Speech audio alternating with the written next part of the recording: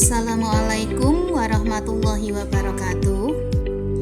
Saya Agnes Irianti, CGP Angkatan 9 dari SD Negeri Subah 02, Kabupaten Batang. Aksi nyata Modul 1.4 Budaya Positif.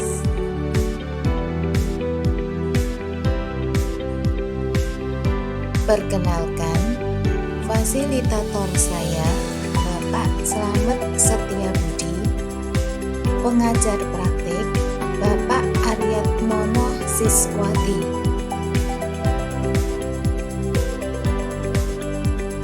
Jangan tindakan untuk aksi nyata.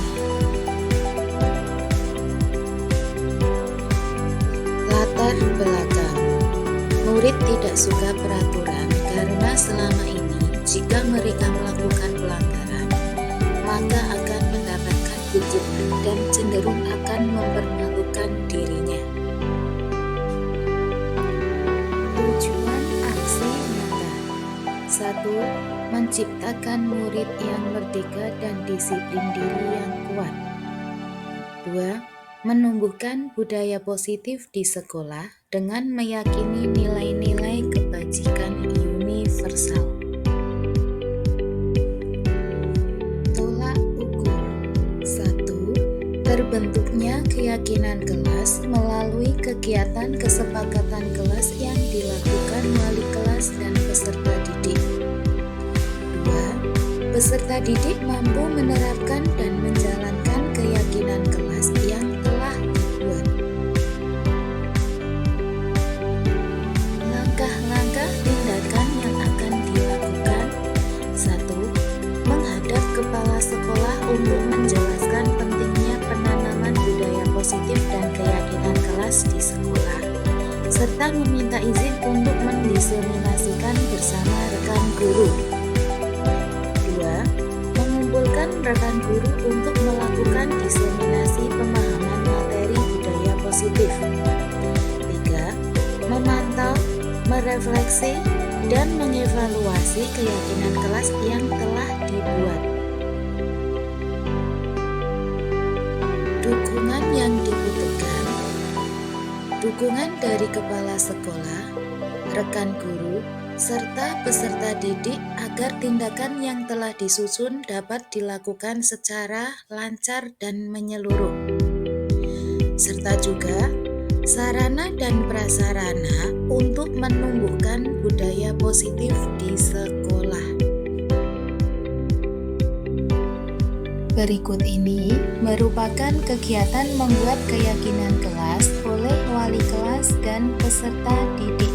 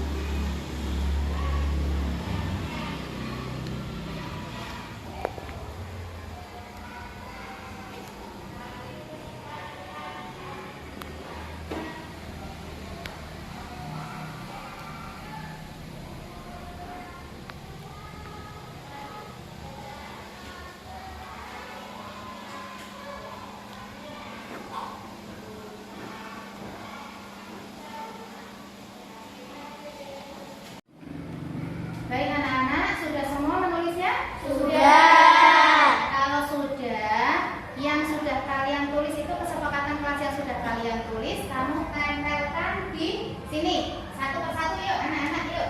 Keisha dulu mungkin. Nah, Keisha, tempel sini.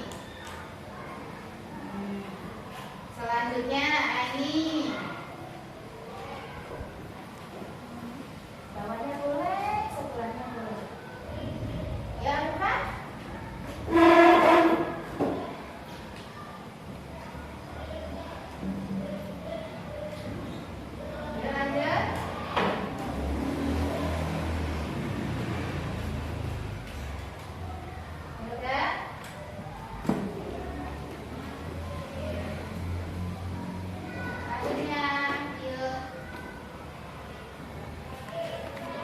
Radit.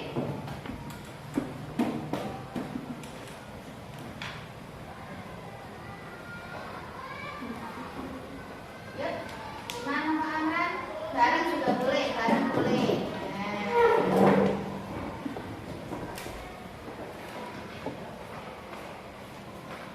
Yuk, Keisha, maju. Yuk lanjut kita Anissa.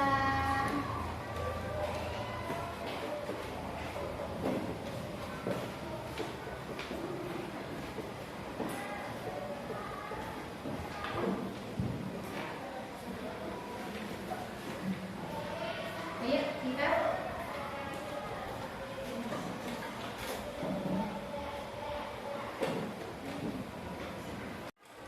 Baik anak-anak, setelah kita membuat kesepakatan kelas, kita akan mengubahnya ke dalam keyakinan kelas. Di sini kita tidak boleh menggunakan kata tidak ataupun jangan. Ya, dari kalian yang tadi sudah ditulis, kita ubah ke dalam nilai positifnya. Bisa ke masuk ke disiplin, tanggung jawab, toleransi, menjaga kebersihan, saling menghormati dan menyayangi, atau mandiri. Ya, paham? Paham. Contohnya untuk Mbak Aini. Mbak Aini itu menuliskan apa tadi? Tidak boleh mencoret-coret tembok. Tidak boleh. Jadi jangan menggunakan kata tidak boleh. Berarti menggunakan kata apa? Disiplin. Kalian paham? Nah, kita ubah guru bagi ini lagi ya. Kalian menulis kembali. Langsung ditulis.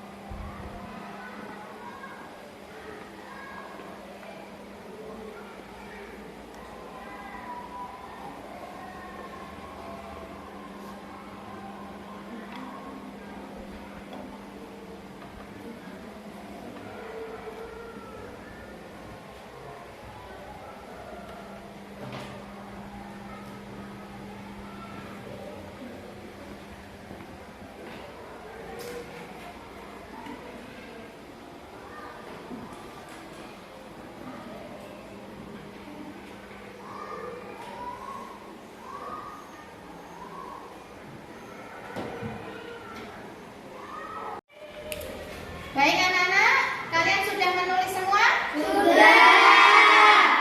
Dari kesepakatan kelas, kita ubah tidak menggunakan kata tidak atau jangan. Sekarang guru mau ke Mas Radit dulu. Mas Radit yang awal menulisnya apa Mas Radit? Tidak mengejek teman. Tidak mengejek teman. Sekarang menjadi apa? Saling menghormati dan menyayangi. Saling menghormati dan menyayangi. Mas Radit yang kedua menulisnya?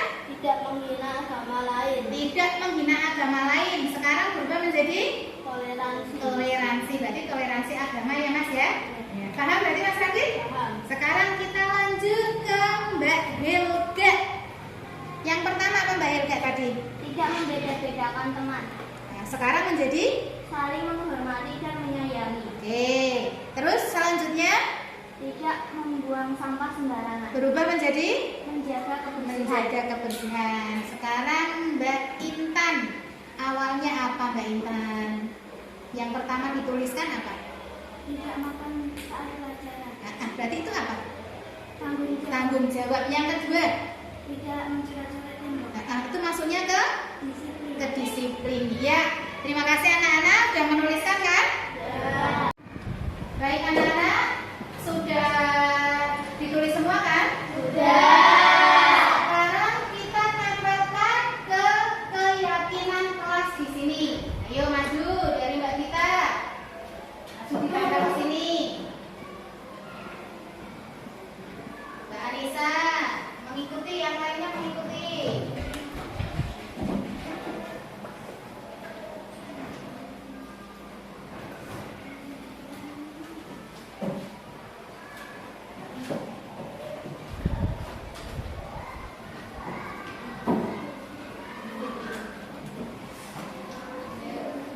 Jawabnya boleh, sampingnya boleh.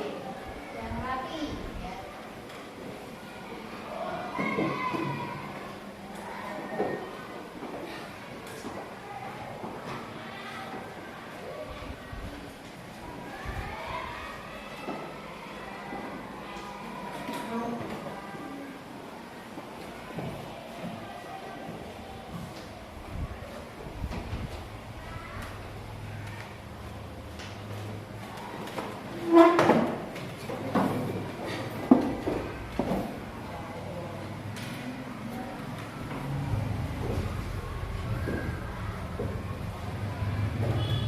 Nah, sudah duduk semua.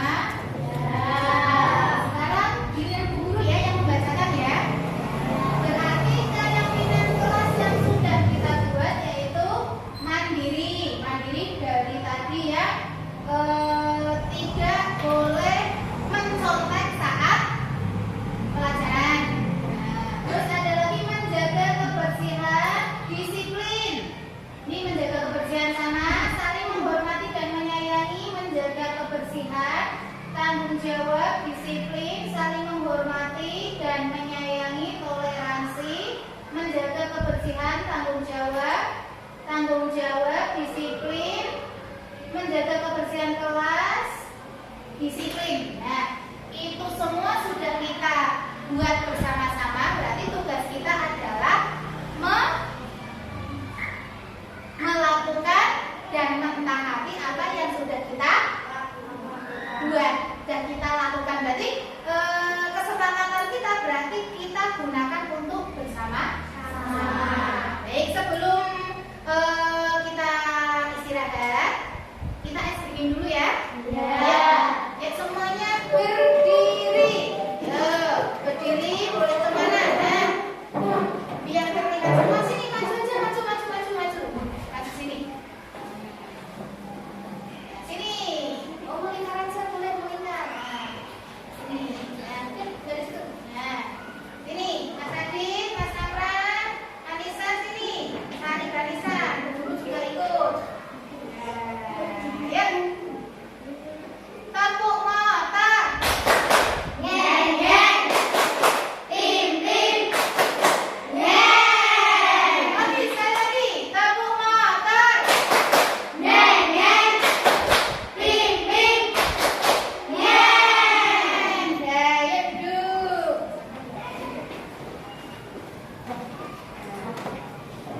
Terima kasih anak-anak semua. Berikut ini merupakan kegiatan diseminasi di sekolah mengenai pemahaman dan pengalaman budaya positif.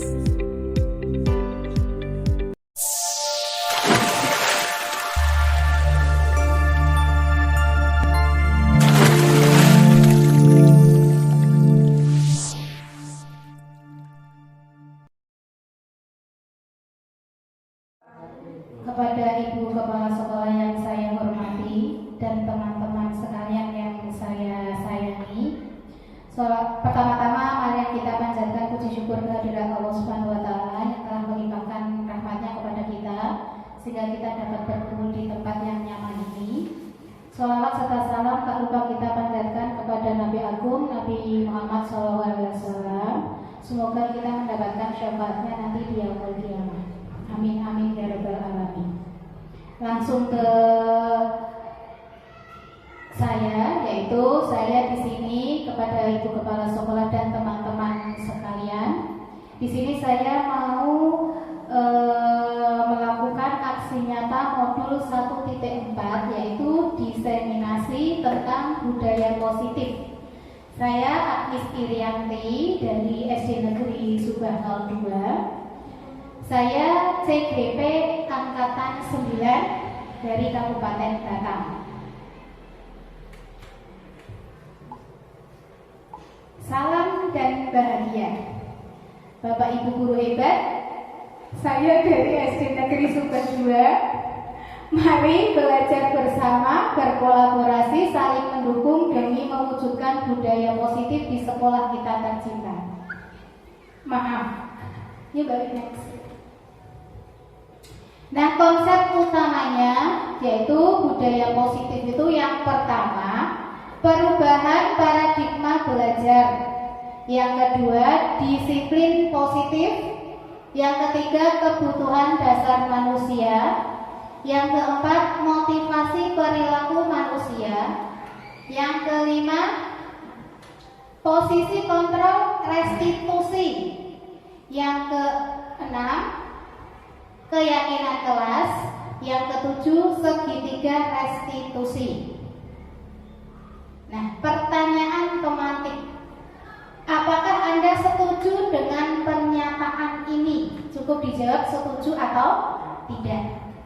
Pernyataan yang pertama, hukuman dapat mendisiplinkan anak. Setuju atau tidak? Setuju. Terus yang kedua, pemberian hukuman dengan hal positif seperti membaca atau membersihkan halaman sekolah dapat meningkatkan disiplin anak. Setuju? Setuju. Yang ketiga, memberi penghargaan dapat meningkatkan motivasi belajar anak. Setuju? Setuju. Lanjut Bu Dwi. Pembelajaran dengan paradigma baru. Pembelajaran dengan paradigma baru dirancang berdasarkan prinsip pembelajaran yang terdiferensiasi, sehingga setiap siswa belajar sesuai dengan kebutuhan dari tahap perkembangannya untuk mewujudkan profil pelajar Pancasila.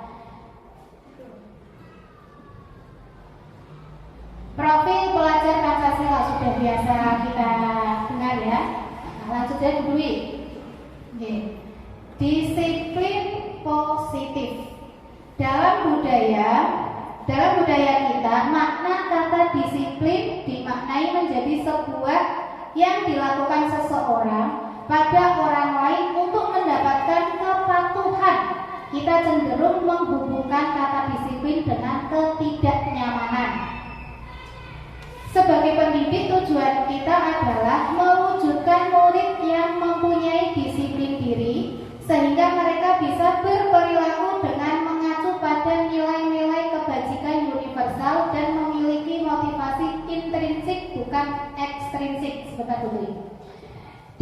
Dulu kita sebelum ini, di sini saya kan budaya positif. Sebelumnya dalam disiplin yang kita ketahui itu kan siswa patuh. Patuh itu kan kita tidak tahu, patuh itu siswa karena dari diri sendiri, kesadaran dari sendiri, atau karena kita takut. Kita kan nggak tahu. Nah di sini kita harus mengubah budaya positif ke anak bahwa disiplin itu berasal dari diri kita, sadar dari diri kita sendiri. Lanjut Bu Dwi. Disiplin positif merupakan salah satu cara untuk penerapan disiplin yang bertujuan untuk menumbuhkan kesadaran serta memberdayakan anak untuk melakukan sesuatu tanpa sogokan, ancaman maupun hukuman. Nah tadi pertanyaan pemantik tadi, hukuman itu bisa mendisiplinkan anak, tapi apakah itu akan menjadi ancaman atau tidak bagi anak? Hukuman, apakah itu kalau anak dihukum itu kepatuhannya dari diri sendiri atau karena takut merasa diancam?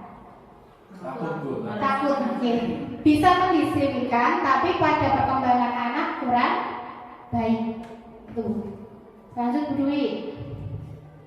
Nah, kebutuhan dasar manusia. Kebutuhan dasar manusia itu ada 5. Bertahan hidup. Nah, bertahan hidup, kasih sayang sesama manusia, penguasaan, kebebasan, dan kesenangan. Nah, di sini bertahan hidup. Kita bertahan hidup itu hanya membutuhkan kalau di kita itu sandang, papan, pangan. Nah, di sini kita bertahan hidup itu kita membutuhkan makan, minum, tempat tinggal. Itu yang paling utama. Yang kedua, kita itu membutuhkan kasih sayang sesama manusia. Contohnya di sini saya mengambil contoh siswa cari perhatian. Betul ya Bu ya, siswa cari perhatian. Itu sebenarnya ada anak, kita sering sekali menghadapi anak yang mencari perhatian. Sebenarnya mereka itu contohnya banyak ya di muridnya kita itu kata Pak Sultan jihad. Mungkin langsung Pak Sultan itu di kelasnya itu sebenarnya anak itu sedang membutuhkan perhatian, dia hanya ingin mencari perhatian. Yang kedua adalah penguasaan. Siswa yang ingin menang sendiri dan ingin merasa paling hebat. Nah, di sini sering kita temui ya Bapak Ibu ya. Nah, siswa itu sebenarnya ini itu kan lebih ke penguasaan. Anak itu sama juga, anak itu sedang mencari perhatian. Dia ingin menguasai temannya, dia ingin diperhatikan oleh lingkungan sekitar.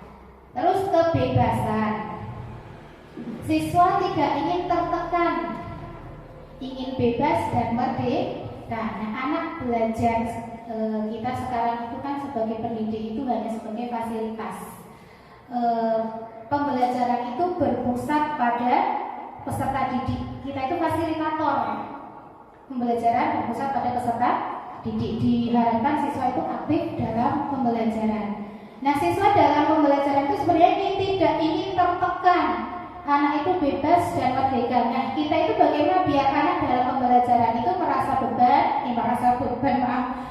tidak terbebani, merasa merdeka dan tidak tertekan.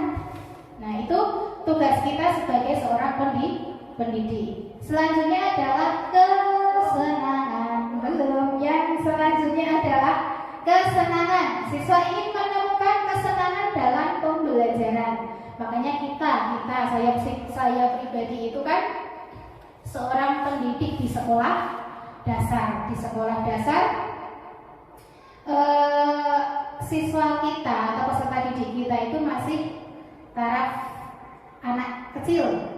Nah, di situ anak masih suka bermain. Nah, jadi kita dalam pembelajaran itu harus menyesuaikan pada peserta didik. Kita itu sekarang itu menghamba pada peserta didik. Sesuai dengan filosofi Ki Hajar Dewantara. Selanjutnya Bu Dwi. Muncullah nih motivasi perilaku manusia. Kok nggak ketorong? Bu Dwi.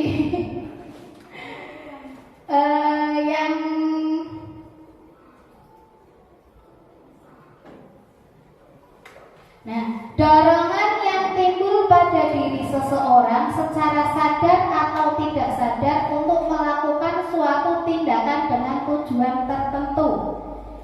Dorongan yang timbul pada diri seseorang secara sadar atau tidak sadar untuk melakukan suatu tindakan dengan tujuan tertentu. Terkadang kita atau anak didik kita itu melakukan sesuatu itu tanpa sadar atau dengan sadar, ya kan? Tanpa sadar atau dengan sadar. Nah, di sini motivasi itu ada 3, motivasi eksternal, internal. Motivasi eksternal itu untuk menghindari ketidaknyamanan atau hukuman. Contohnya murid melakukan disiplin diri karena takut dihukum. Nah, ini tadi disiplin karena takut dihukum, bukan dari kesadaran diri sendiri. Yang kedua, untuk mendapatkan imbalan dari orang lain atau institusi. Ini kan faktor luar,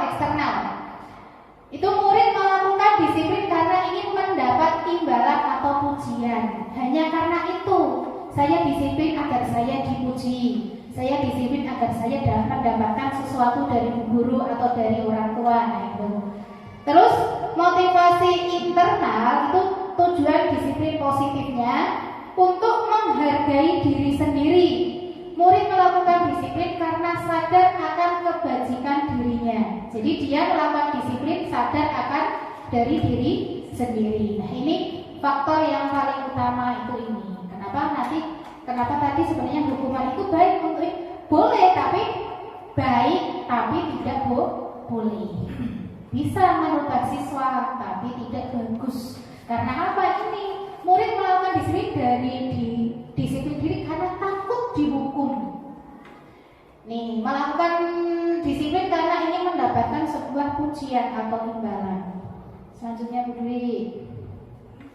Nah, konsep disiplin dengan identitas gagal. Hukuman, yang pertama tadi hukuman ya. Hukuman itu menyakitkan, tidak nyaman, murid takut, memaksa, murid menyembunyikan kesalahan, murid menjadi rendah diri. Ini dapat kalau dikupas satu-satu bisa. Hukuman. Ini hukuman itu kan bisa menyakitkan seorang peserta didik. Tidak nyaman, peserta didik merasa mungkin tidak nyaman dia dihukum, dia tidak nyaman.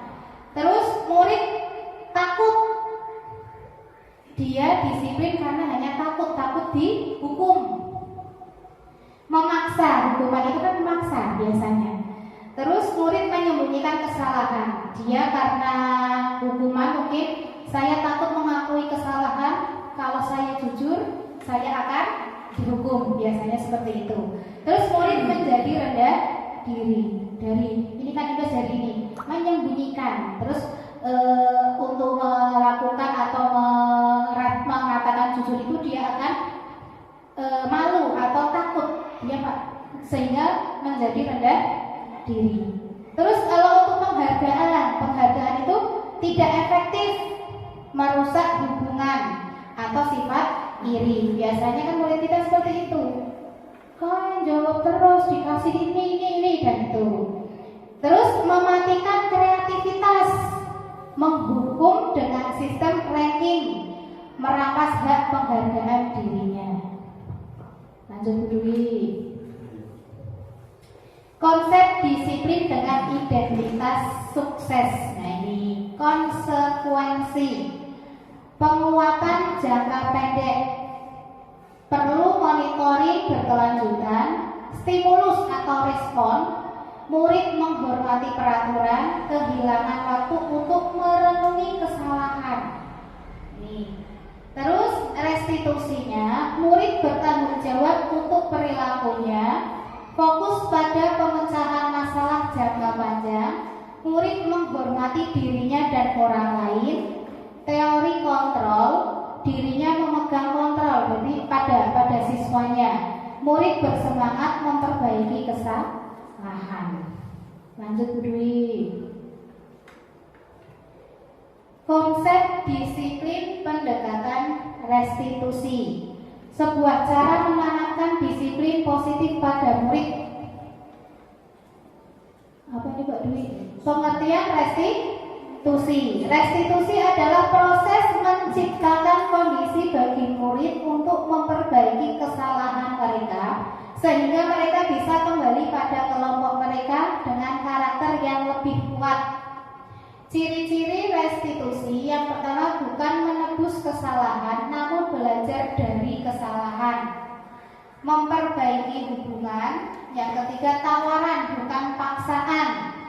Yang keempat menuntun untuk melihat ke dalam diri. Yang kelima mencari kebutuhan dasar yang mendasari tindakan.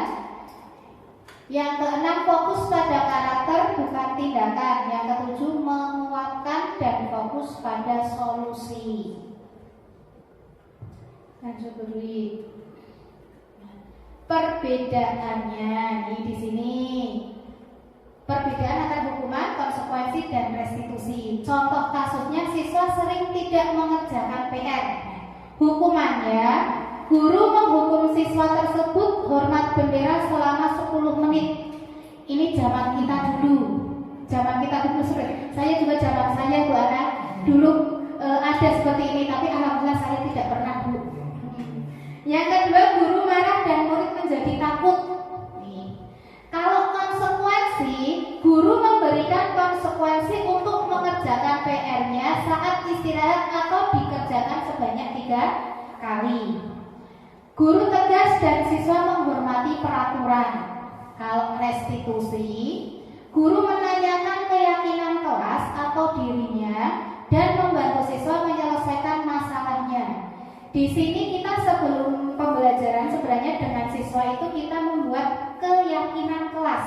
Jadi keyakinan kelas dibuat oleh siswa sendiri. Guru memfasilitasi siswa untuk membuat keyakinan kelas di situ. Jadi siswa itu membuat keyakinan kelas itu karena siswa sendiri, dari siswa sendiri, sehingga berusaha siswa itu untuk mematuhi keyakinan kelas. Jadi kalau ada siswa yang membuat kesalahan, dikembalikan lagi. Ya, kesepakatan.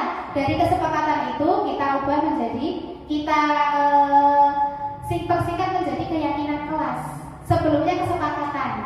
Sebenarnya kan kalau keyakinan kelas itu tidak terlalu panjang. Kalau dulu kan tidak boleh membuang sampah sembarangan, gitu kan? Kalau sekarang enggak.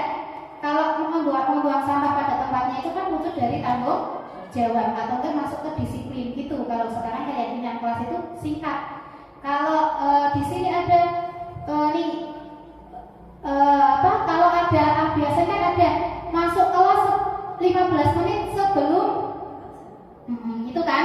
Berarti kalau keyakinan kelasnya apa berarti? Masuk ke disiplin. Terus guru terbuka dan siswa menghormati dirinya dan orang lain. Jadi di sini saat siswa sering tidak mengerjakan PR, contoh kasusnya seperti ini. Kalau hukuman itu seperti ini. Kalau hukuman itu berarti lebih ke menekan pada siswa, menekan. Jadinya kan kurang baik ke anak. Timbulnya anak akan menjadi takut. Biasanya permasalahan tidak selesai, tapi anak akan menjadi takut. Nah, kalau sekarang itu master restitusi, jadi guru itu menanyakan keyakinan kelas yang sudah dibuat dan membantu siswa menyelesaikan masalah tersebut. Ditanya dulu, digali apa yang menjadi penyebab siswa itu tidak mengerjakan PR. Jadi gali dulu permasalahannya, ditanya kenapa, setelah itu kita mencari solusi. Lanjut dulu. Nah, yang mana yang merupakan keyakinan kelas? Tadi seperti Bu Isra tadi menanyakan kesepakatan kelas. Nah ini kesepakatan kelas itu datang tepat waktu, mengucapkan salam. Ini saya ambil dari TK kayaknya dulu ya. Ini gambar saya ambil. TK Dharma Wanita Persatuan 1 ya Bu. Terus menjaga kebersihan sekolah, berdoa sebelum dan sesudah, kegiatan aktif dalam pembelajaran tertib. Sekarang itu singkat seperti ini. Terus kesepakatan kelasnya, kami guru dan murid yang saling menyayangi. 2, kami murid yang semangat belajar.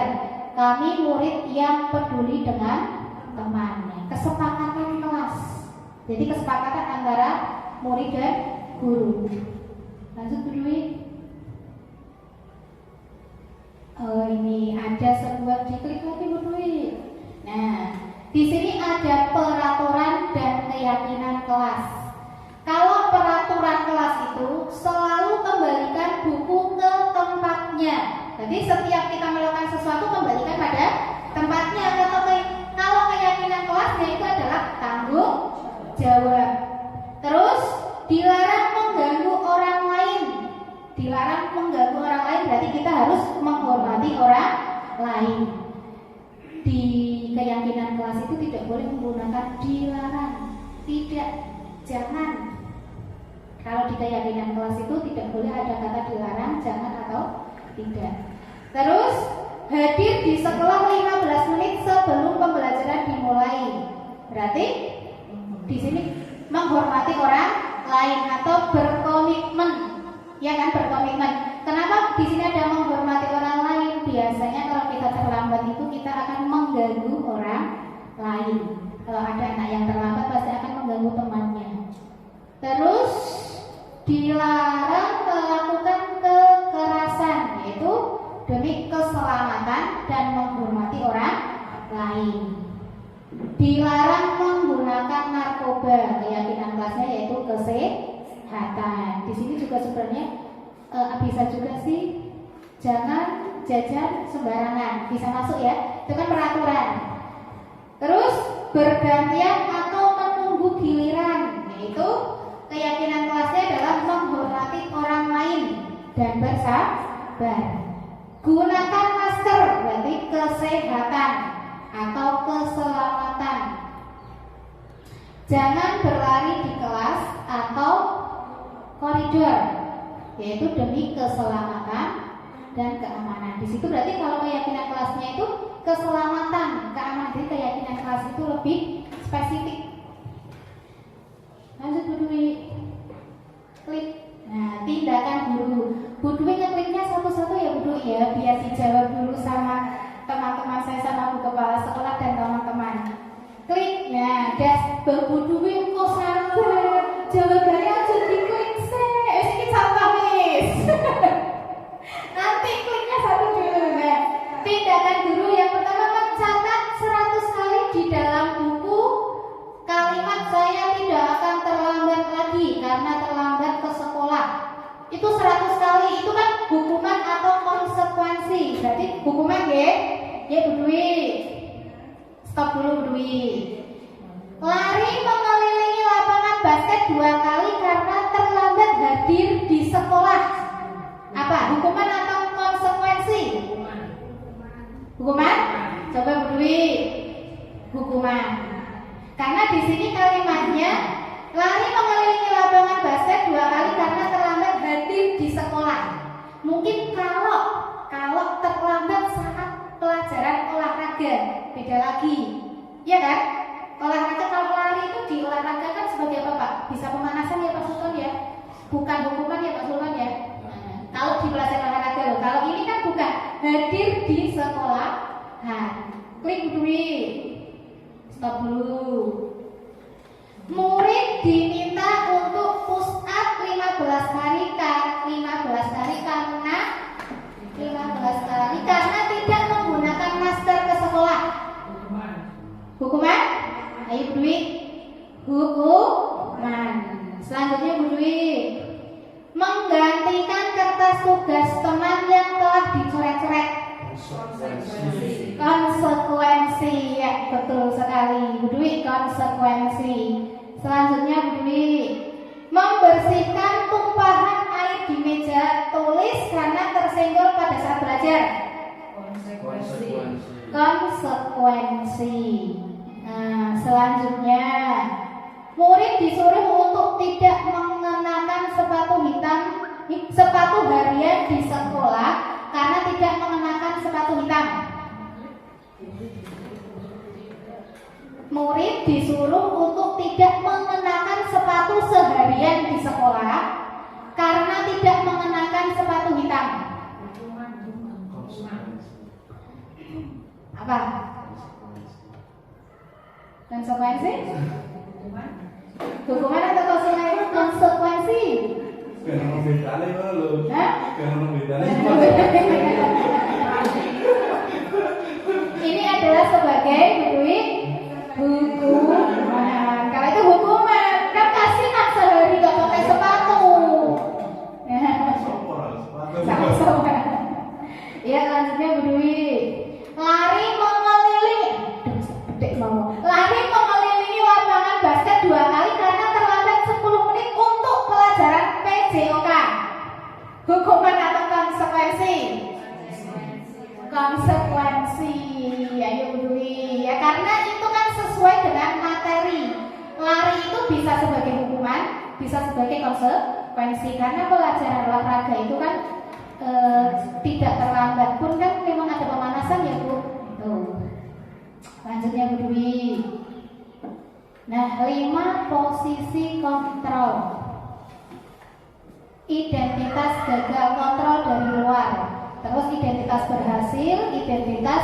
berhasil kontrol dari luar dan dari diri. Nah, menghindari hukuman. Yang pertama, guru berkata, kalau kamu tidak melakukannya, awas ya, rasakan. Nah, itu kan sebagai ancaman ya, hukuman berarti kan. Terus pembuat orang merasa bersalah. Kamu seharusnya sudah tahu ibu lelah sekali. Mengatakannya ibu stres ya ibu. Nah itu kan kalau anak yang sudah ke hati itu kan merasa bersalah si anaknya, ya peserta didiknya. Terus mengharapkan imbalan atau ketergantungan pada orang lain. Berarti guru sebagai teman itu, ayolah lakukan demi ibu. Masa kamu tidak mau? Ingat tidak, ibu pernah bantu. Itu merasa sebagai teman. Terus pemantau, apa peraturannya? Berarti kan kalau anak membuat kesalahan sebenarnya ada peraturan. Berarti kan dia tidak mematuhi peraturan. Nah ini diingatkan pemantau, apa peraturannya? Nah, kalau menghargai diri sendiri berarti kita guru sebagai manajer. Sebagai manajer itu apa yang kita yakini, apa yang bisa kamu kerjakan untuk memperbaiki masalah ini. Nah, dalam arti kalau ada keyakinan kelas apa yang telah kamu langgar, keyakinan kelas mana yang kamu langgar. Nah, dan kalau sudah ketemu mana yang dilanggar, terus siswa tersebut dipancing untuk bagaimana cara mengatasi permasalahan tersebut atau memperbaiki masalah tersebut.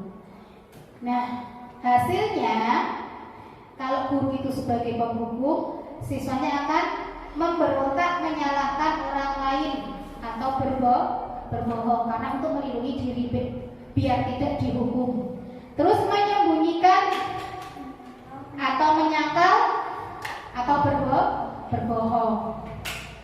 Terus kalau kita berada posisi sebagai teman, siswa akan ketergantungan. Jadi akan mengulang lagi, ya kan, merasa ada yang membela, merasa terlindungi. Terus memantau, menyesuaikan diri bila diawasi. Jadi, mana bu guru? Tuh, kalau tidak ada berbuat sesuka hati. Terus kalau kita sebagai manajer menguatkan pribadi. Jadi ada guru atau tidaknya dia akan, keyakinan kelas yang sudah kita buat, berarti kalau saya melakukan seperti ini saya tidak mengikuti keyakinan kelas. Terus murid berkata kalau saat hukum, biarkan saja, nanti juga marah-marah lagi. Nah, berarti kita sudah divonis oleh siswa, kita paling nanti kalau saya membuat kesalahan lagi guru marah. Nah, terus kalau ini hanya cukup mengatakan maafkan saya. Kalau sebagai teman, saya pikir bapak ibu teman saya, ternyata begitu. Nah, berarti mau dibalik mengancam ya. Terus kalau sebagai pemantau, berapa banyak bintang yang saya harus peroleh, berapa halaman yang harus saya tulis. Nah, terus kalau kita sebagai manajer, bagaimana caranya saya bisa memperbaiki keadaan. Kalau dia sudah digali permasalahannya apa, siswa tersebut ingin memperbaiki sikapnya. Jadi berusaha, kalau kesadaran dari sendiri itu berarti tidak akan mengulangi kesalahan tersebut. Dampak pada murid, mengulangi kesalahan. Siswa itu kalau dihukum itu sepertinya tidak ada kapoknya, pasti akan mengulangi lagi. Kalau kita sebagai orang yang merasa bersalah, merasa rendah diri, siswanya merasa rendah diri. Kalau sebagai teman itu berarti lemah, tidak mandiri. Jadi siswa tersebut ketergantungan. Kalau pemantau, menitik beratkan pada sanksi atau hadiah untuk dirinya. Kalau sebagai manajer, mengevaluasi diri, bagaimana cara memperbaiki diri. Jadi siswa itu merasa bersalah atas apa yang dia lakukan, atas kesalahan yang dia lakukan. Selanjutnya Bu Dwi. Nah, di sini itu ada segitiga restitusi. Segitiga restitusi itu ada menstabilkan identitas, terus menanyakan keyakinan, terus validasi kebutuhan. Di sini ada beberapa pertanyaan nilai-nilai apa yang telah kita sepakati.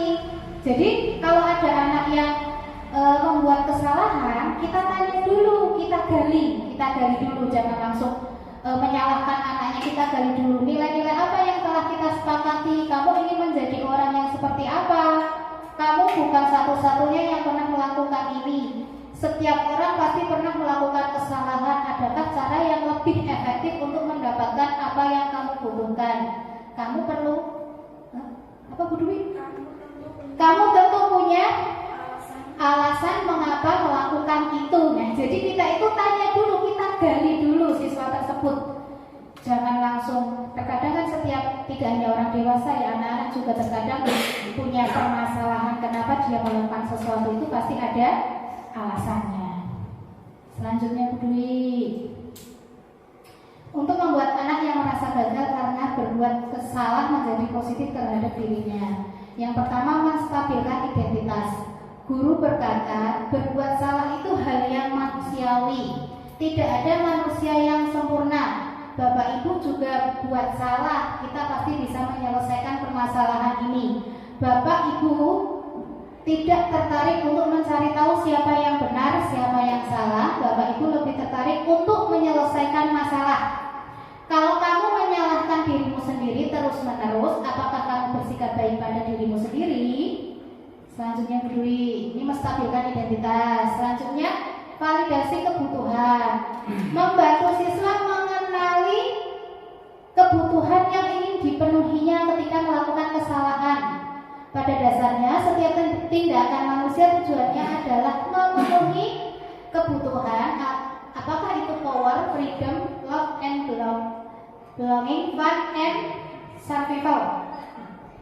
Guru berkata, kamu bisa saja kan melakukan hal yang lebih buruk, tapi kamu tidak melakukannya kan? Kamu pasti punya alasan mengapa melakukannya. Apa yang penting bagi kamu? Kamu boleh tetap berusaha menjaga sikap itu, tapi tambahkan sikap yang lain, yang baru. Maukah kamu belajar cara lain untuk mendapat yang kamu butuhkan tanpa harus memukul? Apakah kamu bisa melakukan dengan lebih baik besok lagi? Ini yang kedua itu validitas kebutuhan. Jadi siswa itu digali terus. Selanjutnya, Bu Dwi, menanyakan keyakinannya. Guru berkata, apa nilai yang kita percaya di kelas atau di sekolahan kita? Nilai-nilai universal apa yang telah kita sepakati? Kelas yang ideal itu seperti apa sih? Kamu ingin jadi anak seperti apa?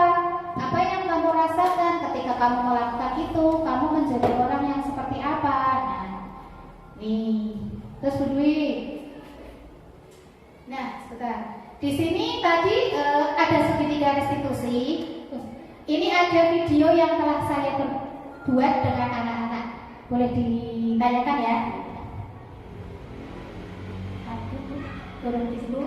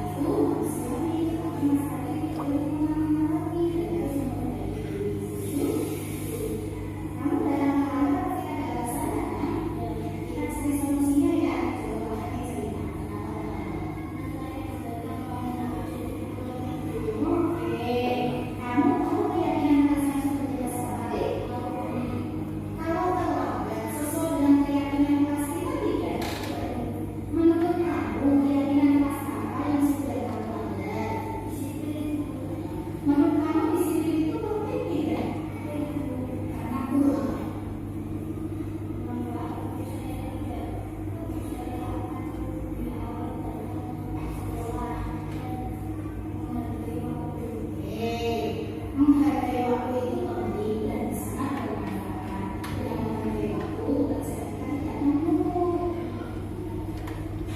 Kamu bisa.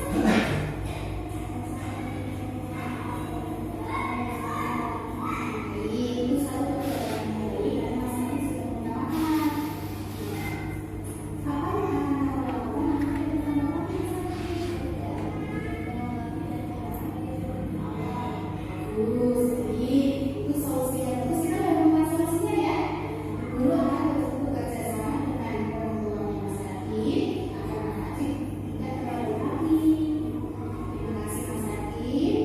Sekarang Mas Hakim kembali ke kelas ya. Ya, silakan. Kembali ke kelas.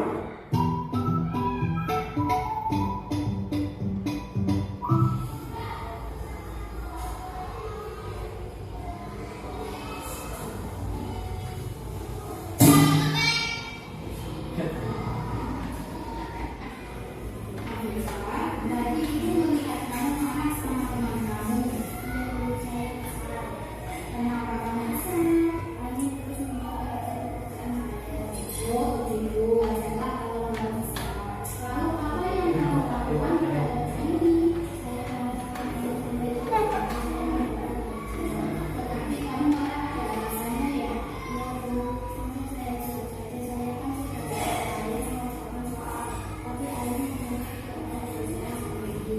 Baik, berarti marah kamu ada alasannya. Ibu sangat menghargai kamu tidak berbuat lebih buruk daripada dulu. Misalnya memukul ini. Sekarang, coba kita pikirkan tindakan kamu yang marah sampai membuka Ida. Apa sesuai dengan keyakinan kelas kita? Menurut kamu, keyakinan kelas apa yang sudah kamu langgar? Betul sekali. Menurut kamu, saling menghormati antar orang itu penting tidak? Baik, kalau menurut kamu penting, jadi keyakinan apa yang harus kamu lakukan saat kamu marah? Kamu bersedia memperbaiki masalah ini? Apa yang akan kamu lakukan untuk melakukan atau memperbaiki kesalahan kamu? Saya akan lebih bersabar dan mendengarkan saya. Kalau aku mengingatkan saya akan melakukan. Iya, tepat sekali tindakan kamu. Tetap semangat ya, Pak. Silakan duduk kembali. Assalamualaikum warahmatullahi wabarakatuh. Perkenalkan, nama saya Pradita Rizky Pratama, kelas 6. Terima kasih Bu Guru, saya senang sudah diajak diskusi untuk menemukan solusi atas kesalahan yang sudah saya lakukan. Saya tidak akan terlambat lagi. Terima kasih. Wassalamualaikum warahmatullahi wabarakatuh. Assalamualaikum warahmatullahi wabarakatuh. Perkenalkan, nama saya Yumbatul Ma'rifah, kelas 6. Terima kasih Bu Guru, saya senang sudah diajak diskusi untuk menemukan solusi atas kesalahan yang sudah saya lakukan. Saya tidak akan marah lagi kepada teman. Terima kasih. Wassalamualaikum warahmatullahi wabarakatuh.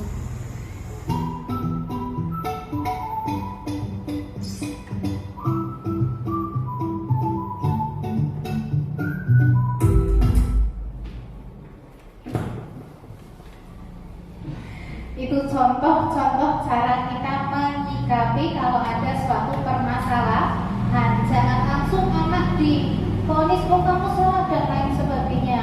Kita duduk kalau bisa 4 mata ya, duduk berdua. Kita tanya anaknya baik-baik kenapa kamu melakukan kesalahan tersebut, lalu digali permasalahan apa yang menyebabkan. Contohnya kasus yang pertama tadi adalah terlambat karena dia bermain HP terlalu malam, tidurnya terlalu malam karena bermain HP. Digali permasalahannya, dicari solusinya biar anak itu tahu bagaimana cara dia menyelesaikan masalahnya sendiri. Terus masalah yang kedua ada anak yang tidak terima hasil tugasnya dicontek oleh temannya sehingga tanpa sadar atau spontan dia marah dengan temannya. Itu jadi cara kita menyelesaikan masalah jangan langsung lewat hukuman dan lain sebagainya. Kalau zaman dulu kan kamu terlambat, ayo kamu lari 10 kali keliling lapangan, atau berdiri sambil kakinya diangkat satu di bawah bendera, biasanya seperti itu kan. Nah itu sudah tidak zamannya lagi. Kita gali permasalahannya, anaknya kenapa, lalu biar anaknya itu bisa mengambil solusi biar dia memikir sendiri bahwa perbuatan dia itu pertama itu tanyakan sesuai nggak dengan keyakinan yang telah kita sepakati. Nah di sini kan kita sudah menyepakati keyakinan kelas dengan anak-anak, ditanya sudah kamu lakukan nggak? Apakah kamu melanggarnya? Dari situ anak ditanya kesepakatan mana yang kamu langgar. Nah setelah itu anaknya disuruh memikirkan bagaimana caranya agar tidak mengulangi lagi kesalahan yang telah diperbuat. Tuh lanjutnya Bu Dwi. Nah dalam menerapkan disiplin positif, hendaknya guru memiliki standar kepribadian profesional dan sosial yang baik, di mana guru mampu berefleksi pada posisi kontrolnya saat ini. Bagaimana perjalanan dirinya sebagai seorang among atau posisi manajer yang menuntun murid-murid menjadi insan yang mandiri, merdeka dan bertanggung jawab. Di sini berarti kalau ada anak yang melakukan kesalahan, kita itu posisinya sebagai manajer, bukan sebagai penghukum lagi.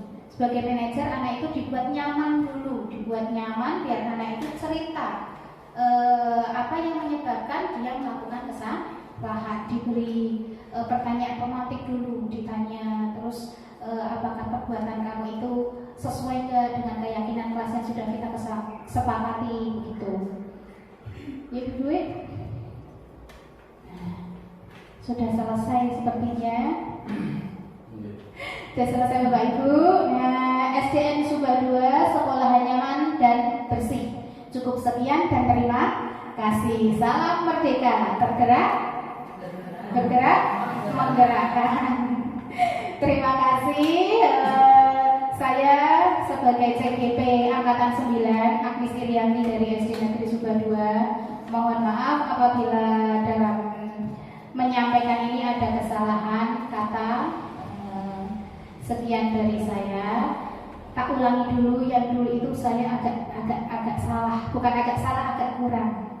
Tidak ada, kemarin kan ada yang kurang, tidak ada mimpi yang terlalu tinggi, yang ada usaha yang terlalu rendah. Jadi tidak ada mimpi yang terlalu tinggi, tergantung usaha kita, tergantung usaha. Apa Pak? Kalau nasib nih, tapi insya Allah kalau tidak ada apa? Tidak ada usaha yang mengkhianati, tidak ada usaha yang mengkhianati hasil. Atau kebalik, benar ya? Tidak ada usaha yang mengkhianati hasil. Kalau kita berusaha, insya Allah kita akan menikmati hasilnya. Begitu ya Bapak Ibu guru ya? Pepatah ya, pepatah. Itu motivasi untuk kita, ya untuk kita. Semoga kita semua selalu diberi kesehatan, kesuksesan dan keberkahan paling utama yang betul sekali Bukis, keberkahan, berkah dan barokah. Ya. Terima kasih semuanya. Wassalamualaikum warahmatullahi wabarakatuh. Waalaikumsalam warahmatullahi wabarakatuh.